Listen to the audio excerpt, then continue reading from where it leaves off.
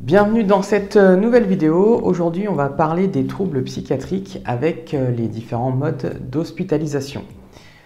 Alors, voilà, les patients qui présentent des troubles psychiatriques, eh bien, ils vont nécessiter une hospitalisation et donc ils peuvent être admis au sein d'un établissement délivrant des soins psychiatriques selon 4 modalités d'admission.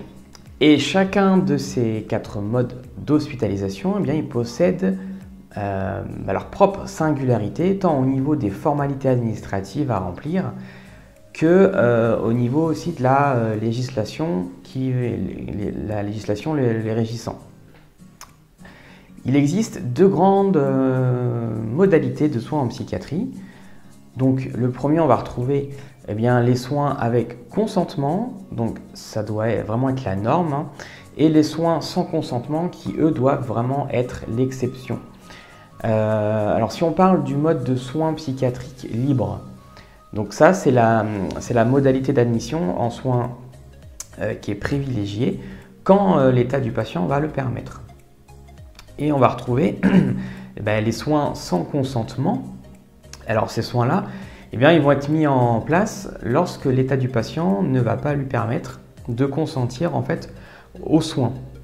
C'est-à-dire qu'il ne va pas avoir conscience de ses troubles et ou aussi du besoin impératif de soins. Et son état va empêcher cette personne de se prendre en charge elle-même ou son état va induire un comportement dangereux pour elle-même ou bien pour son entourage. Alors, petite particularité, chez les mineurs, les parents peuvent décider d'une hospitalisation avec l'avis du médecin sans qu'il y ait besoin de l'accord du mineur. Et dans certains cas,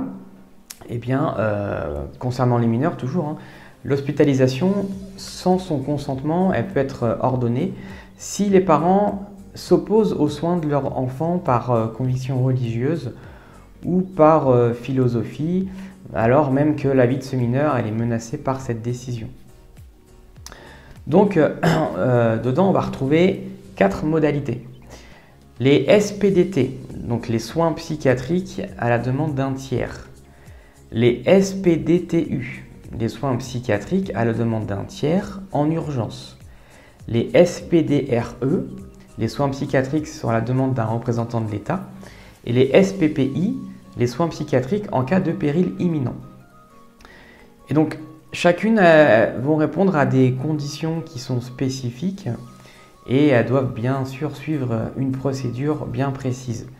Alors voilà, si le sujet t'intéresse, tu retrouveras le cours en entier dans l'espace membre d'Actu en Vue et en même temps on verra les conduites à tenir pour une prise en charge par les ambulanciers. Donc n'hésite pas à t'abonner à la page, à la chaîne YouTube et tu trouveras le lien de l'espace membre dans la description de cette vidéo. Je te dis à bientôt, ciao ciao.